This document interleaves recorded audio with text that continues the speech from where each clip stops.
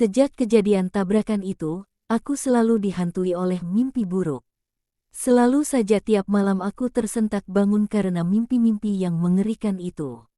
Sering kali wajah bapak-bapak yang kutabrak itu seakan meminta pertanggungjawabanku. Dia sering datang dalam mimpiku, dalam wujud yang sangat mengerikan. Aku sangat ketakutan. Aku selalu takut saat malam mulai menjelma. Hingga aku sering begadang di malam hari agar dia tidak datang lagi dalam mimpiku. Tapi, apapun usaha yang aku lakukan selalu saja gagal. Tiap kali mata ini mulai terpejam, dia akan kembali datang. Menakutiku, aku sungguh tidak tahu harus bagaimana. Suatu hari, di kampus sedang ada acara seminar. Aku sebagai panitia acara sedikit sibuk di bagian pintu depan. Selain mahasiswa kampus kami yang datang, mahasiswa kampus lain juga bebas untuk mengikuti acara seminar. Dari pagi, sudah banyak peserta seminar yang datang. Ada yang baru mendaftar, ada juga yang sudah mendaftar dari jauh-jauh hari. Dari pintu depan acara, aku melihat sesosok perempuan yang wajahnya tidak bisa aku lupakan. Dia adalah Riana, anak dari orang yang aku tabrak sebulan yang lewat. Dia sedang berdiri menunggu antrian untuk mendaftar acara seminar. Dia bersama dengan teman-temannya.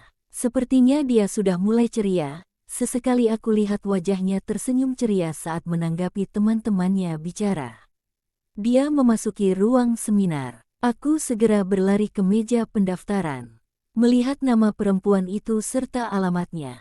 Semoga saja dia menuliskan alamat rumahnya bukan alamat kampusnya. Pinjam sebentar buku pendaftarannya, bro. Ujarku pada David yang tengah memegang buku pendaftaran seminar. Ambil saja, bro. Cepetan ya. Ini masih banyak yang antri, ujarnya sambil memberikan buku itu. Bentar kok, jawabku cepat. Dengan lincah aku mencari nama Riana. Ketemu, nama panjangnya Riana Ekawati. Aku melihat kolom alamatnya. Tertulis sebuah alamat rumah. Aku segera mengambil handphone dan langsung mengambil gambar alamat rumahnya. Sebenarnya, aku tidak tahu harus bagaimana dengan alamat rumah Riana. Aku sekarang hanya merasa bersalah. Mungkin, karena rasa bersalah itulah mimpi buruk itu selalu menghantuiku. Setelah acara seminar, aku tak menemukan Riana lagi. Karena saking banyaknya peserta seminar, aku tak menemukan dia dimanapun. Esok harinya, aku mencari alamat yang tertulis di handphoneku. Setelah sampai di alamat tujuan, aku melihat sesosok perempuan parubaya tengah asyik menyiram tanaman. Ku perhatikan dengan seksama, dia adalah perempuan yang datang ke rumah sakit saat kecelakaan itu. Dia mungkin keluarga dari Riana. Berarti Riana tinggal di rumah ini. Aku mengamatinya dengan seksama. Rumah yang terlihat sangat mewah. Berarti dia orang kaya. Aku lalu meninggalkan rumah itu. Yang terpenting, sekarang aku tahu di mana perempuan itu tinggal.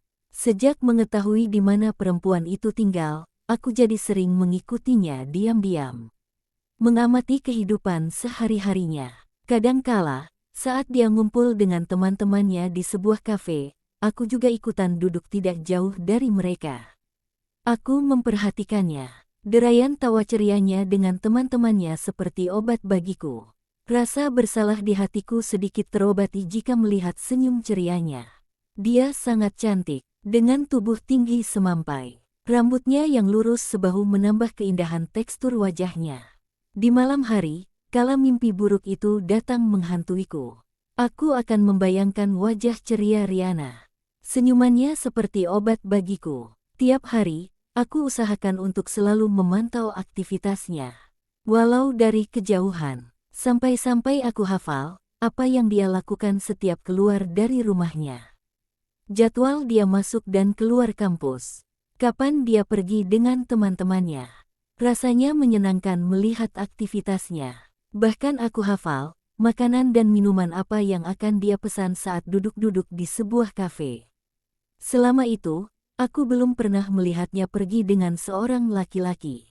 Apa perempuan cantik seperti dia tidak punya pacar? Sepertinya tidak. Mungkin dia hanya fokus dengan kuliahnya. Semua itu kulakukan sampai aku wisuda. Dan ketika Riana wisuda, aku juga datang untuk melihatnya. Dia terlihat sangat cantik memakai kebaya yang pas di tubuhnya. Aku sampai takjub melihat kecantikannya. Sejak aku sering memperhatikan Riana dari kejauhan, perlahan-lahan mimpi buruk itu mulai berkurang. Walau rasa bersalah di hatiku tidak pernah berkurang untuk mereka. Aku sangat menyesal. Aku ingin menebus kesalahanku. Tapi, aku tidak tahu caranya. Hari itu, sebelum aku pergi untuk menyebarkan surat lamaranku pada beberapa perusahaan, aku mampir di tempat biasa aku menunggu Riana keluar dari rumahnya. Tak lama, keluar Riana dengan sepeda motor yang biasa dia kendarai. Aku segera mengikutinya menggunakan sepeda motorku. Dia berhenti di sebuah perusahaan. Sepertinya dia juga hendak melamar pekerjaan. Kulihat dia menemui satpam perusahaan dan memberikan surat lamarannya. Aku pura-pura mendekat lalu ikutan mengeluarkan surat lamaranku. "Pak, saya juga ingin melamar pekerjaan. Ini surat lamaran saya," ujarku pada satpam yang tengah berdiri memegangi surat lamaran Riana. Riana menoleh padaku sekilas, lalu kembali melihat pada satpam. "Kalau ada lowongan, nomor handphone saya sudah ada di surat lamaran, Pak," timpal Riana pada Pak Satpam. "Baiklah, surat lamaran kalian saya terima. Nanti kalau ada lowongan akan kami kabari," balas Pak Satpam singkat. Riana hendak menuju ke sepeda motornya. Aku segera menggunakan kesempatan itu untuk berkenalan dengannya. "Hai, kenalin, aku Yoga. Sudah kemana saja masukin lamaran?" tanyaku sok akrab. Dia menatapku, lalu menjawab ramah. "Aku, Riana. Ini surat lamaran pertamaku," balasnya dengan senyum tipis di bibirnya. "Sekarang, mau kemana lagi masukin lamaran? Aku juga mau ngelamar pekerjaan ke tempat lain. Tapi bingung mau kemana," balasku panjang lebar. Berharap dia mau aku ajak bicara lebih lama. "Rencananya ada ke beberapa perusahaan yang lain. Kalau kamu mau, kamu bisa ikutin saya," tawarnya padaku. Sungguh itu ajakan yang sangat menggembirakan bagiku. "Baiklah, aku akan mengikutimu.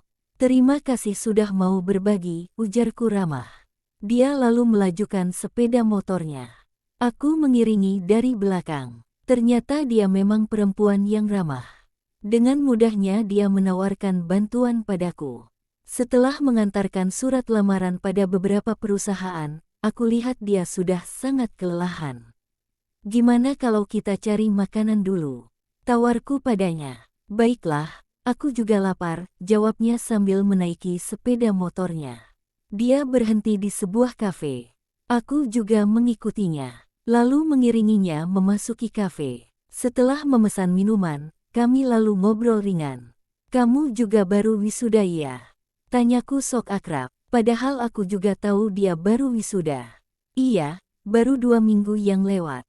"Kamu bagaimana?" tanyanya. "Sama. Aku juga baru wisuda sebulan yang lewat," balasku sambil menyendok makanan yang sudah dihidangkan pelayan kafe. "Nyari pekerjaan sepertinya susah kalau nggak punya orang dalam," imbuhnya. Terlihat dia mulai kelihatan spesimis. "Jangan putus asa gitu, semoga saja ada panggilan dari beberapa surat lamaran yang kita sebar tadi," balasku menghibur. "Semoga saja," balasnya singkat, lalu mulai menikmati makanannya.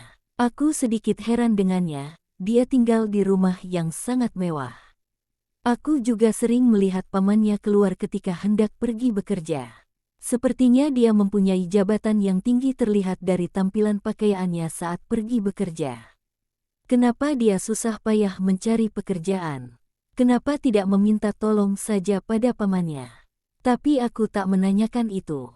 Aku takut dia curiga. Jangan sampai dia tahu bahwa selama ini aku telah mengikutinya.